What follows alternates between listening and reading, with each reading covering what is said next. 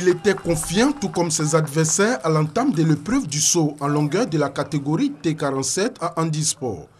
Kim Ado-Frédéric, l'athlète ivoirien qui présentait de bonnes aptitudes physiques, voulait offrir à la Côte d'Ivoire la médaille d'or. On a droit à 6 sauts.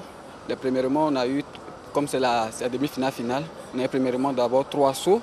Et après, on a eu maintenant les 3 derniers sauts pour faire maintenant vraiment la finale, pour se qualifier et pour avoir la médaille. Par la grâce de Dieu, je sais que nous sommes déjà sur une bonne voie et je pense qu'on aura la médaille. Classé finalement deuxième à l'issue de l'épreuve, Kim Ado-Frédéric n'a pas réussi à se défaire de son adversaire du Maroc.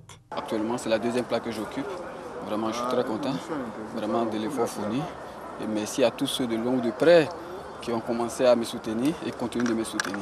Avec cette deuxième place, l'athlète ivoirien offre à la Côte d'Ivoire une médaille d'argent. Le Marocain vainqueur de cette discipline, visiblement ému, a fait un tour de piste pour saluer ses compatriotes et le public venu assister aux différentes disciplines sportives du jour.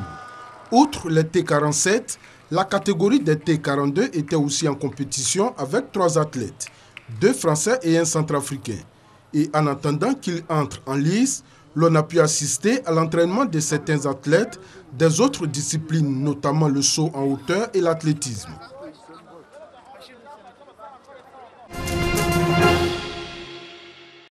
La Côte d'Ivoire n'obtiendra pas sa médaille d'or aux 100 mètres hommes. Les couleurs ivoiriennes étaient défendues par Cissé Gueux Arthur et Tchambichan Aurel. Très attendu parce que favori sur les 8 athlètes alignés, le jeune Cissé Arthur s'est fait peur au départ après avoir trébuché dans les 6 premiers mètres. Mais il va s'appuyer sur son courage et sa volonté de vaincre pour remonter et terminer la course. C'est finalement la photo finish qui viendra départager les athlètes et permettre à Sikobo Dylan du Seychelles de s'imposer avec un chrono de 10 secondes 33 centièmes. C'était très difficile pour moi parce qu'il est très serré au finish, mais j'étais content parce que j'ai gagné les premières places. C'est un grand achievement pour moi. Ouais, j'étais content. Cissé Arthur, très déçu, va devoir se contenter d'une médaille d'argent avec un temps de 10 secondes 34 centièmes. Je suis vraiment déçu parce que ce n'est pas ce qui était vraiment prévu. Moi, je visais l'or et Dieu m'a donné la médaille d'argent. Je ne peux que remercier le bon Dieu. À travers cette course, il démontre ainsi que la Côte d'Ivoire a de la bonne graine. Après Meïté Ben Youssef, une autre étoile du sprint masculin est en train de naître.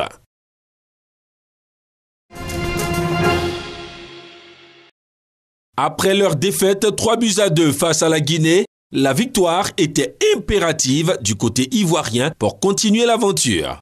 Les éléphants de Côte d'Ivoire l'ont bien compris, ils se sont imposés 1-0 face aux étalons du Burkina Faso. Dès le début du match, les Ivoiriens se montrent appliqués et rassurants à l'image de cette belle offensive de Willy Brassiano. Bousculés, les Burkinabés se réveillent et montrent un bien meilleur visage. Défensivement, les Ivoiriens sont à la peine. 41e minute, Ulrich Meleke est à 2 doigts de tromper son portier. 0-0 à la mi-temps. Remobilisés, les poulains de Haïdara Swalio vont débloquer la situation à la 74e minute. Sur ce long service de Dakwa Edgar, Akeloba ouvre le score pour la Côte d'Ivoire sur cette superbe frappe du gauche. C'est le 2e but de la compétition pour l'attaquant ivoirien. 1-0, score final. Les Ivoiriens joueront leur qualification en quart de finale mardi face au Liban.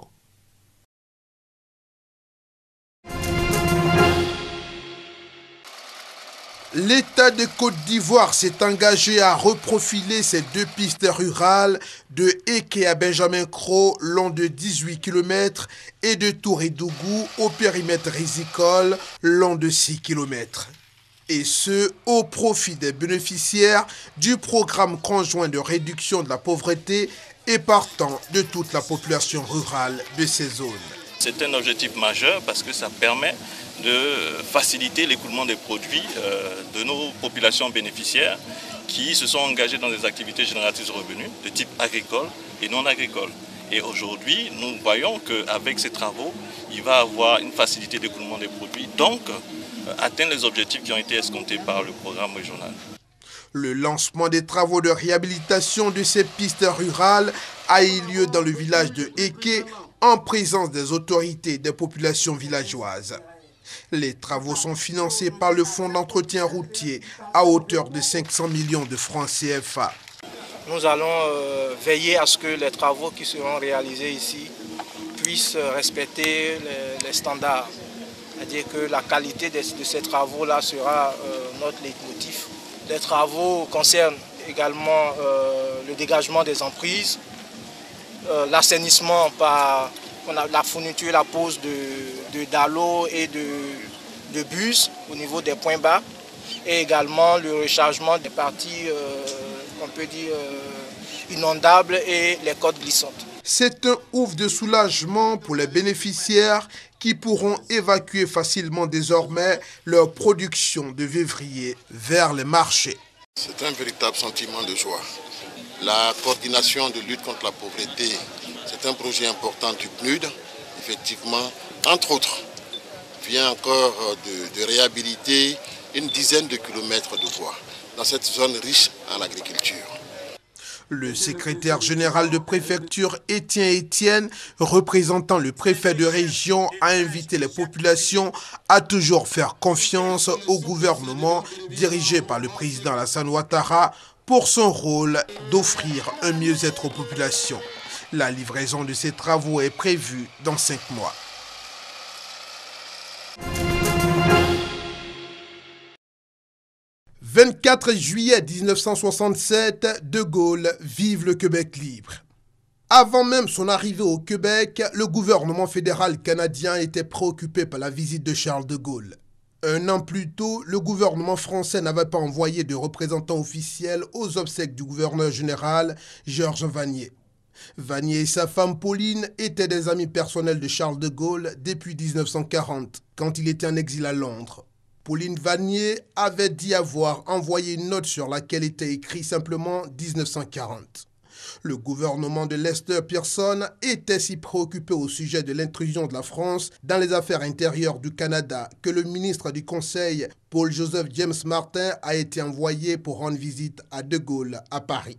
De Gaulle, qui avait déjà été invité par le gouvernement fédéral, a songé d'abord à refuser, car il ne voulait pas cautionner la Confédération canadienne dont on fêtait le centenaire la même année. Après quelques hésitations, il finit tout de même par accepter en février 1967. Le 15 juillet 1967, le général de Gaulle embarque à bord du croiseur Colbert à Brest. Ce moyen de transport maritime fut délibérément choisi pour lui permettre d'éviter le protocole qui commandait l'arrivée aérienne via capitale fédérale Ottawa, chose qu'il ne pouvait se résoudre à faire, ayant été invité par le Premier ministre du Québec, Daniel Johnson, plutôt que par le gouvernement canadien. Durant la traversée, il confie à son gendre Alain de Boissier « Je compte frapper un grand coup. Ça bardera, mais il le faut. C'est la dernière occasion de réparer la lâcheté de la France. » C'est le dimanche matin, 23 juillet, que De Gaulle débarque à Anse, au Foulon à Québec. Le Colbert bat pavillon français et québécois. Sur le quai, il est reçu de façon protocolaire par le gouverneur général Roland Michener et par le Premier ministre Daniel Johnson. Après une courte escale à la citadelle, Johnson et lui se rendent à l'hôtel de ville où le président prend son premier bain de foule. Il déclare alors « De tout mon cœur, je remercie Québec de son magnifique accueil, de son accueil français. Nous sommes liés par le présent. Parce qu'ici, comme dans le vieux pays, nous nous sommes réveillés. Nous acquérons toujours plus fort les moyens d'être nous-mêmes. Nous sommes liés par notre avenir. Mais on est chez soi, ici après tout. Ce que nous faisons ici et là-bas, nous le faisons toujours un peu plus ensemble. Toute la France en ce moment regarde d'ici.